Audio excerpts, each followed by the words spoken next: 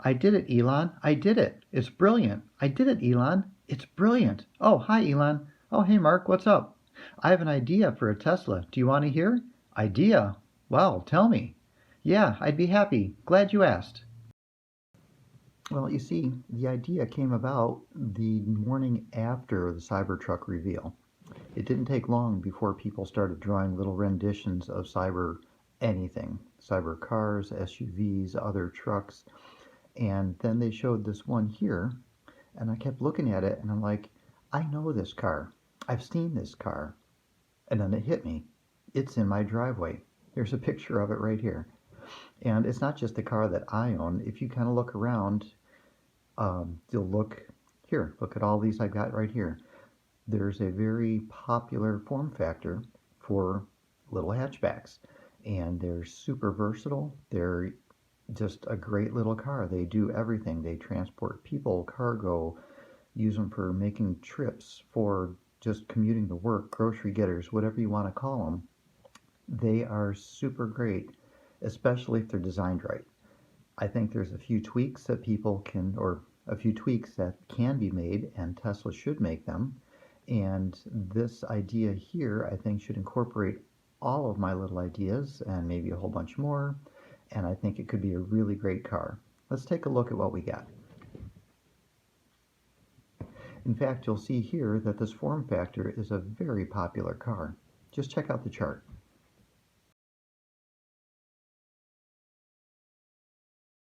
I believe this should be the next car. This should be the Tesla Festivus. The Tesla for the rest of us. A Festivus for the rest of us! This is what we need.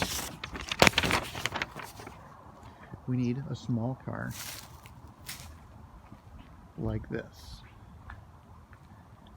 A hatchback.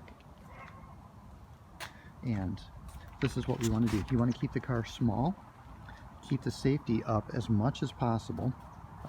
Not always easy for a small car, but Tesla can do the best they can, and I'm sure they will do a fine job. Main reason is to keep the cost down. You want to keep the functionality up, make it comfortable. It doesn't need to be extravagant. It's not a luxury car. And what you need is an economy car for everybody, designed for inexpensive assembly, fast assembly, high volume assembly, high reliability, no maintenance, to make it super easy. There'll be no options. Everything you get with the car comes standard. There'll be no extras, no leaving things off. And if you want that, leave it to the aftermarket companies, because manufacturers shouldn't have to deal with that. Not in a car like this. Definitely 4 doors. The hatch. I've transported appliances in here, an oven. It was not easy, but it did work. You want a hitch. I know you're not going to be towing much with something like this, but for a bicycle rack or construction equipment, like for instance, I had to drill some post holes, went and rented a post hole digger. All I had to do is put on a receiver with a hitch, or put on a ball in the receiver, and then I could just tow it. That worked great. Not looking to pull trailers or anything, just skis and bicycles, basic utility stuff like that. There should also be, just in case you had a trailer with lights, a little connector so you could plug in the trailer lights. Some kind of standardized connector. Just pop it in so it's all done. No muss, no fuss.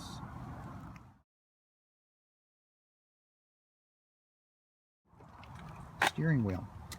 Doesn't need to be motorized or anything. This one is telescoping and it tilts, which is awesome, but all manual. Very inexpensive. Seats. They do not need to be motorized to move around. Manual is perfect.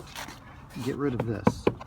You get all kinds of crud down in here, and if this were up on a pedestal so anything you drop doesn't get lost down inside here, that would be great. If you could see underneath to wipe it, perfect. Plastic floor mats are great. You get carpet, it gets hard to clean, and it starts looking like this. And let me show you the other side.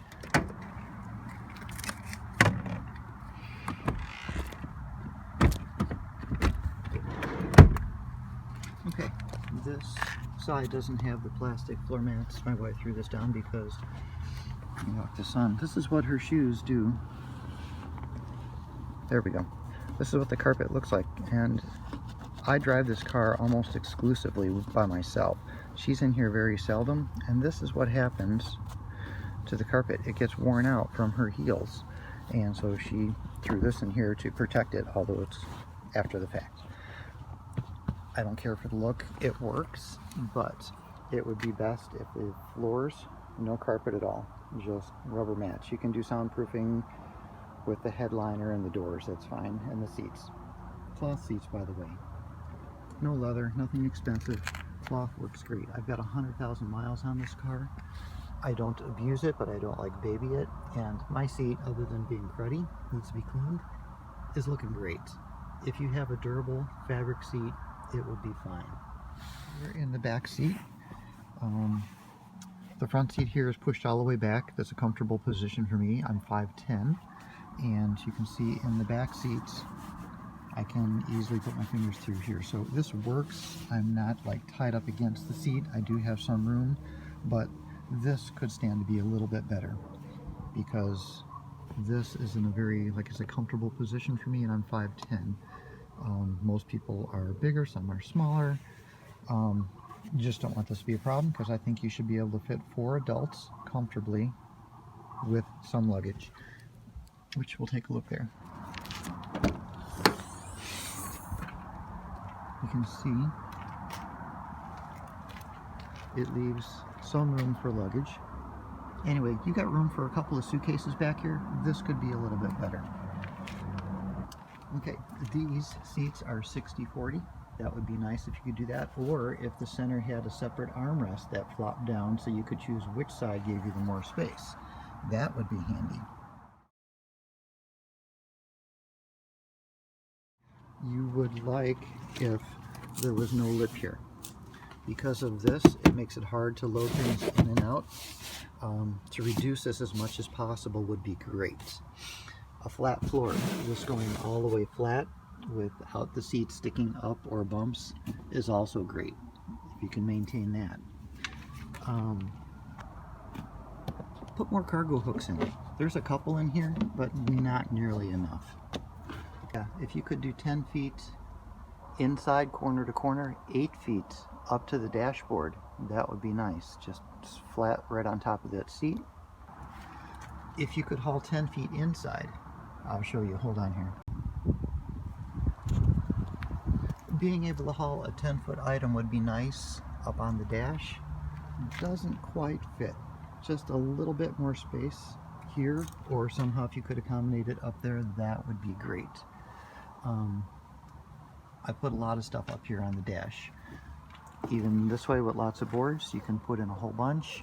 Having a monitor up here is kind of iffy.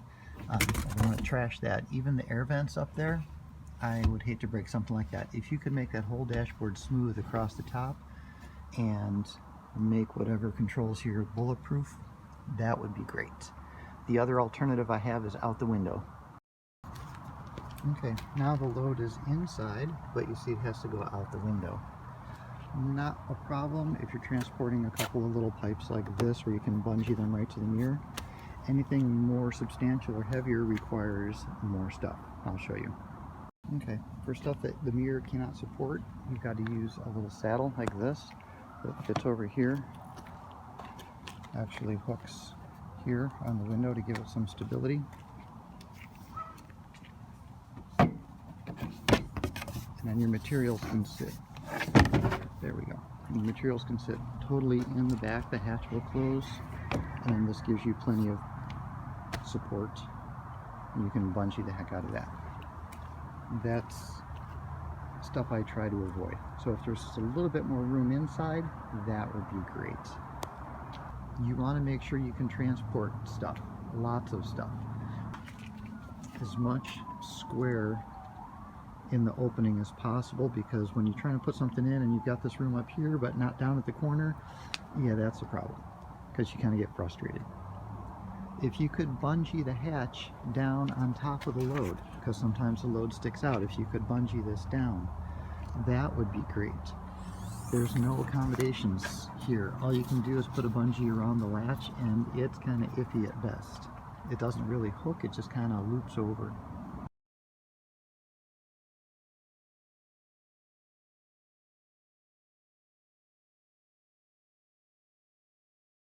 In an effort to keep the bed flat in the back, maybe it would have to be a front wheel drive still. Don't need a frunk in a car like this. If the space up front is needed for battery or powertrain, that would be great. Whatever would fit. I don't know if a Model 3 powertrain would be apt for something like this. I mean, the car does not need single-digit accelerations. It doesn't need triple-digit top speed. Maybe the front or the front powertrain of the four-wheel drive Model 3 would be just fine on its own. Maybe it's small enough to fit down inside there. The batteries will keep this all flat. Something else to think of. Since I haul cargo, this works okay as long as it's protected. This kind of gets in the way. I have to put stuff up here now and then. I'm always afraid it's going to break. If this were in a better position, that would be great. The radio, I rarely use it. Don't even know if the CD works. I may have tried it once. What I do use is the aux connector. So a radio with the aux connector would be nice. Trying to keep it simple. Most of the masses can't even sync a phone or radio to anything else, so Bluetooth, I don't know. Might want to leave that off as well. There's a nice little power connector here, but if I put something in the cup holder here to hold my phone, the power connector is in the way. Power adapter plugs in and it tips my phone over and I can't see it. So if you could have some way to hold a phone here or over here for navigation, because I really think this, as nice as it is, a touch screen in here is going to be overkill. Maybe not conventional gauges, but still keep it very basic. Manual controls on everything. Be nice for cruise control. Even for charging, just a simple push button that says only charge it to 80% or 100%. That way you could just set it, forget it. You'd never have to worry about like overcharging the battery. If you just plug it in and let it go, it'll only go to 80%, and if you forget to go to 100, yeah, that's your own fault. It's how it works. Put in a decent range, maybe 250 to 300 miles if possible. That way when the masses forget to plug the car in for a couple days, they can still get to work and not run out of juice. A quiet fan would be nice. Anything in here over level number 2. 2 is actually kind of annoying for some people. 3 and 4 is really loud. A continuously variable fan and a quiet fan would be really nice. Maybe on the instruments, you would show your speed, distance to empty, turn signals, high-low beams, maybe your radio settings if you had that, and a charge percentage. Other than that, there's nothing really that you need. The wipers, if they were continuously variable rather than just high-low intermittent, that would be nice. They don't have to be automatic. High-low beams don't need to be automatic. Don't need auto drive, autopilot, cruise control on its own. You don't need radar to control your distance on cruise control. Cool frill would be maybe a camera up here, a dash cam built in. It just continuously records on a thumb drive that's stored inside the glove box or something. No on-off switch, it just works. If there's a thumb drive in, it records in a continuous loop. Simple, easy peasy. Yeah, it's a small car, but to keep safety up, I'm sure you can work the crumple zones in. Like I said, adding a little bit of a little bit of distance so you can get 10 feet in up to the dash. That would increase the size of the car, increase its safety a little bit because you'd have more of a crumple zone, front or rear or both. Still the same airbags that will turn you into a human cannoli if you have an impact. And all of a sudden, this car turned into a cannoli. That's going to be great. I'm sure there'll be side door beam protection and rollover protection with the massive pillars. Tesla's great at that. They'll continue with that. And I don't think that's going to keep the cost appreciably high. I think that can accommodate a very, very low price, maybe under $20,000.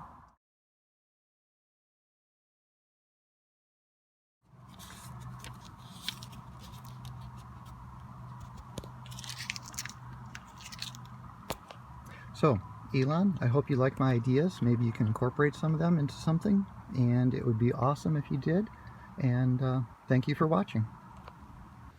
A Festivus for the rest of us.